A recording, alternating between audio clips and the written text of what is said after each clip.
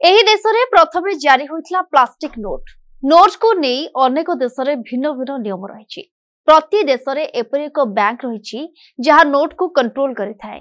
ତେବେ ଆପଣ ଜାଣନ୍ତି କି କେଉଁ ଦେଶରେ ପ୍ରଥମେ ଜାରି ହୋଇଥିଲା ପ୍ଲାଷ୍ଟିକ ନୋଟ ଏବଂ ସେହି ନୋଟର ନାଁ କ'ଣ ଥିଲା, ଯାହା ସମସ୍ତଙ୍କୁ ଚକିତ କରିଦେଇଥିଲା?